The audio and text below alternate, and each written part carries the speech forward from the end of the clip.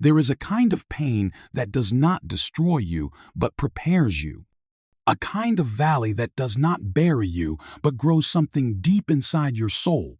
People often chase the mountain, thinking that is where greatness lives. But I tell you, fruit is grown in the valley. You can see far from the top, but you grow deep at the bottom. That is where the rain falls, where the soil is rich, and where God often does his most sacred work. I met a man after one of my meetings who had been through the kind of rejection that cuts through the heart.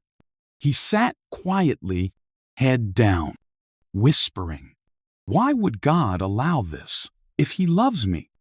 I looked at him and said, "My son, what if that pain is not a punishment, but a preparation? What if what feels like the end is actually the beginning?" You see, pain is a language in the spiritual world. It speaks of movement. It marks seasons of transition. And if you are hurting today, it may not be because God is far. It may be because he is near, doing a deep work in you that comfort would never allow. I do not speak as someone untouched by hardship. I have seen it, walked through it, and witnessed how God turns it into something holy. The question is not why the valley, but what will you allow God to grow in it? There are people listening right now who feel like their life has been stuck in the dirt, misunderstood, unseen, unwanted. But I want you to lift your head and understand this. Just because you are in a low place does not mean God has lowered his purpose for you. Sometimes the darkness is not a sign of judgment, but the shade under which God grows you in secret. And when the season shifts, when the time is right, what was hidden will bloom. I want to ask you something. Are you willing to believe that your pain could be pointing to something greater? Are you willing to trust that even in this valley, there is purpose? If that speaks to you, I want you to comment below. Just write, "I am ready." Or simply put the number 1, not for me, but so I know I am not speaking into the wind. So I know you are here, listening, and believing that God is still working, because he is. And the mountain is not as far as you think. Rejection is a silent wound. It does not always bleed on the outside, but it breaks something deep within. When someone you love no longer sees you, when a door you prayed for closes, when your worth seems invisible to others, you begin to question if God still sees you. But listen to me now. God often hides the ones he has chosen before he reveals them. That is not just a poetic thought. That is a divine pattern. David was passed over by his own father when the prophet came. Joseph was thrown into a pit by those who shared his blood. Even Jesus, the Savior of the world, was rejected by his own people. So let me ask you, have you been feeling invisible? Like your best efforts are ignored? Like your presence no longer matters to those you care about? If so, I need you to understand something. Rejection is not the end. It might be the very signal that heaven has marked you for something higher. Because sometimes man's no is God's redirection. Sometimes what you think is a closed door is actually a hand of grace moving you out of the wrong room and into a space where your purpose will breathe again. I have seen it again and again. How the ones who were once overlooked become the very vessels God uses to carry his glory. But it starts with a decision. The decision to stop chasing validation and to start walking in quiet confidence, knowing who sent you and who called you. So I want to ask you now, not as a preacher, but as someone who cares deeply for your journey, are you willing to trust that this rejection is not a curse but a calling? Are you willing to stop looking back and begin looking up? If that speaks to your heart, would you let me know? You do not need to write a long sentence. Just comment, "I am ready," or type the number one. That one act tells me you are here, that you are listening, that you have chosen not to run from the pain, but to grow through it. It tells me that you are not only hearing this message, but responding to it. And for someone who has dedicated their life to sharing hope that matters more than you know, thank you. There is a reason why God sometimes removes you from the crowd. Not because you are less valuable, but because you are being set apart. Many people confuse being hidden with being forgotten, but those are not the same. Being forgotten means overlooked by men. Being hidden means protected by God. David was not in the room when the prophet came. He was out in the field, alone, unknown to the eyes of man, but fully seen by the eyes of heaven. That moment of obscurity did not delay his anointing. It prepared it. When you are unseen by people, it is easy to believe your purpose is on pause. But I say to you, maybe it is in motion, in ways you cannot yet see. The spotlight is not the start of your calling. It is the final step. The real work is done in the shadows, when no one is clapping, when no one notices, when your only audience is God. And that audience is enough. There are many who crave visibility, but visibility without foundation is dangerous. It is better to be hidden and whole than visible and unprepared. I want you to see your current season not as silent, but as strategy. Heaven does not rush. God is not panicking about your timeline. If He has withdrawn you from what was familiar, it is because He is building something eternal in what feels ordinary. Do not despise the days where nothing seems to change. That is where everything changes. That is where character forms. That is where your roots grow deep enough to carry the weight of what is coming. And what is coming will not be small. I believe that. So do not resent the quiet. Embrace it. Walk in it with humility. Live in it with expectation. And when the time comes, when God lifts the veil, the world will not recognize the depth of what He has done in you. But you will, because you lived it in secret. And what grows in secret, God reveals in glory. There are seasons in life when silence surrounds you so tightly that you begin to wonder if anyone still hears you. You sit in rooms full of people but feel unknown. You speak but feel unheard. You reach but feel untouched. It is in those moments of spiritual isolation that many begin to question their value. But hear me clearly. Isolation is not a sentence. It is an invitation. God does not draw people apart to break them. He draws them apart to build them. Moses did not lead Israel before he spent years in the wilderness. Jesus did not call disciples before He walked alone through the desert. Isolation is often a sacred space where God removes the noise so you can hear Him clearly.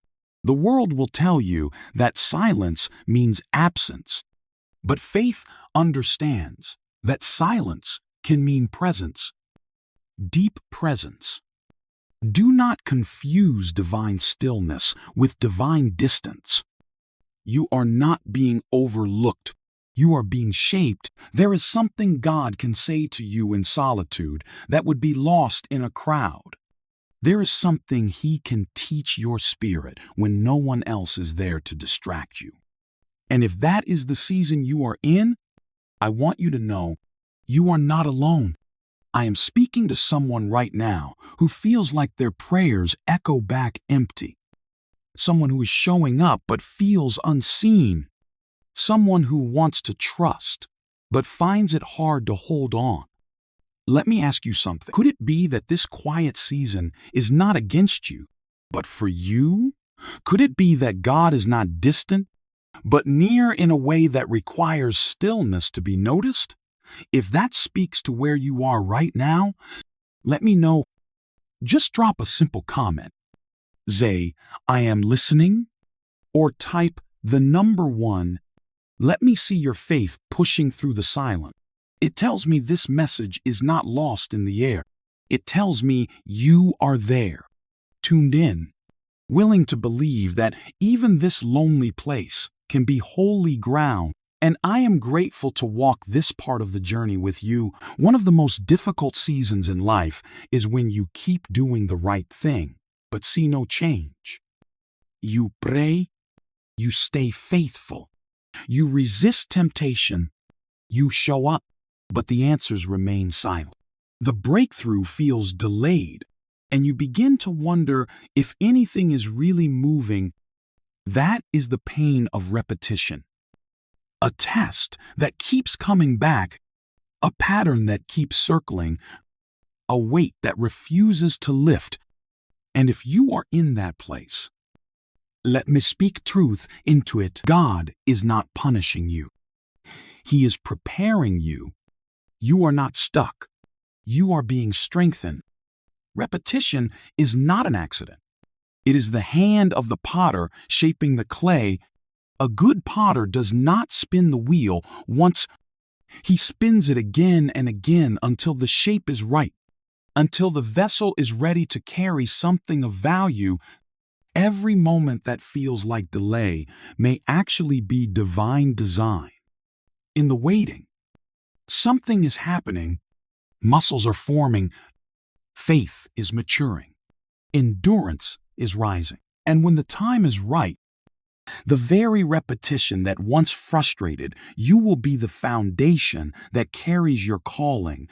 You are being taught to hold steady when nothing around you moves, to trust God not for what He gives, but for who He is. That kind of faith does not grow in a single moment. It is built over many moments. Simple days, repeated prayer, quiet obedience. It is formed in the fire of sameness, not the thrill of success. And though it feels invisible, heaven is watching. Angels are recording. And the day will come when the silence will break, and what God has formed in the secret place will become the strength you need for the next season. Do not despise the cycle. Let it train you. Do not curse the waiting. Let it shape you. Because what God is building in you is not fragile. It is eternal. And those who endure will see the reward. Repetition is not the enemy of faith. It is the soil where depth is born. People often search for fresh signs, new words, visible change. But the Spirit moves strongest where the heart remains steady. If your life feels like a loop, where the same battles keep rising and the same prayers keep returning unanswered, you are not being ignored. You are being refined. God does not promote without preparing, and He prepares not through comfort, but through consistency. Think of a tree planted by a river. It grows not because it runs, but because it stays. Roots are not built by movement. They are built by remaining. Some of the greatest men and women in the Bible went through long seasons of repetition. Joseph stayed faithful in prison. Daniel prayed the same prayer 3 times a day under threat. Jesus withdrew to lonely places again and again. Why? Because consistency is power. And in a world addicted to speed and instant reward, the ones who last are the ones who endure. There is a kind of faith that does not shout. It does not chase the next big thing. It simply stands when the feelings fade, when the miracles seem far, when the answers are slow. It still believes. That kind of faith can only be forged in repetition, not in the mountaintop moment, but in the quiet hallway between doors. When you wake up and choose obedience again, when you forgive again, when you give without applause, when you worship while waiting. Each repetition is not wasted. It is weight, and that weight becomes strength. So if you find yourself walking the same path again, do not look for an exit. Look for what God is building within. He is not repeating to hurt you. He is repeating to root you.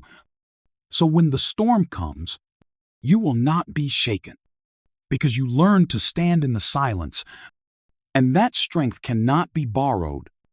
It must be built. There are moments in your journey when everything feels stacked against you. You face rejection, and it cuts deeper than word. You walk through isolation, and it leaves your spirit aching. You endure repetition, and it makes you question if anything is truly changing. These are not separate struggles. They are layers of the same refining fire. When you go through all three, not just one, it can feel like life itself is pushing you down. But what if I told you that you are not being buried? You are being planted. There is a difference. Being buried ends something. Being planted begins something. The soil feels the same. The darkness feels the same. But the outcome is completely different. And if you are facing all three pains at once, it may be because God is preparing something in you that cannot be shaken. You are not cursed. You are called. Rejection did not cancel your worth. Isolation did not erase your voice. Repetition did not waste your time. All of it is part of the process. Heaven has not overlooked you. It has appointed you, but the weight of a greater purpose requires deeper roots, and that depth only comes through trial. I want to pause right here and ask you something. Have you ever felt like life was pressing down on all sides? Not because you were doing something wrong, but because something inside you was being stretched, awakened, pulled forward into more. If that is where you are right now, then let this moment be a holy confirmation. You are not weak. You are being made strong. You are not forgotten. You are being shaped. The very pain that tries to silence you might be the tool God is using to set you apart. And now I want to ask you for something personal. Not for me, but for you. If you know this is your season of pressing, and you are ready to stop resisting and start trusting, would you let me know you are here? Just comment, "I am ready," or simply the number 1. That small response tells me this is not just a message. It is a moment. It tells me you are not just listening, but reaching, and that matters more than you know. It means I am not speaking into the dark. It means your heart is open, and for someone like me, who carries these words with care, your presence is a gift. Thank you. Pain has a voice. The question is, are you listening to what it is trying to say, or are you trying to silence it before it speaks? Many spend their lives avoiding pain, resenting it, fearing it. But pain in the hands of God becomes something holy. It becomes a messenger. It reveals what comfort cannot. It uncovers who you really are and what you really believe. And more than that, it prepares you for a future that ease would never equip you to carry. I have seen men rise with strength, not because life was kind, but because God was faithful through the breaking. I have seen women shine, not because they were spared the valley, but because they kept walking through it. You may not understand why the road is hard. You may not see how the pressure will ever lead to peace. But if you will not quit, if you will not turn back, you will see what God is doing. He is shaping a vessel that can carry glory, and glory does not rest on the shallow. It settles on the strong, not strong in the flesh, but strong in the spirit. Strong because they know where their help comes from. Strong because they have been tested and did not walk away. That kind of strength is not given, it is grown through fire, through silence, through nights that feel longer than hope. And if you are there now, I say this with everything in me. Do not give up. God has not left you. Heaven is not quiet because it is absent. It is quiet because the next thing He is building in you requires stillness. And when He speaks again, it will not just be to comfort you. It will be to release you into the calling, into the mission, into the place where your pain becomes someone else's breakthrough, where your scars become someone else's sign that healing is real, that restoration is possible, that grace is enough. I want you to get ready because what you have carried in secret, God will use in the open. What was formed in the valley will speak from the mountain, not to glorify you, but to glorify Him. Stay in position. Stay in surrender. Stay in faith. And if this word has stirred something deep within you, if it has pulled you out of hiding and into hope, then I invite you to take the next step, not just to listen, but to follow, not just to hear, but to act, because the journey is not over. In fact, it is only beginning. And in the next message, we are going deeper. We are uncovering what God is building behind the scenes. So stay with me. Let us walk this together, because the mountain is coming and you were born for it.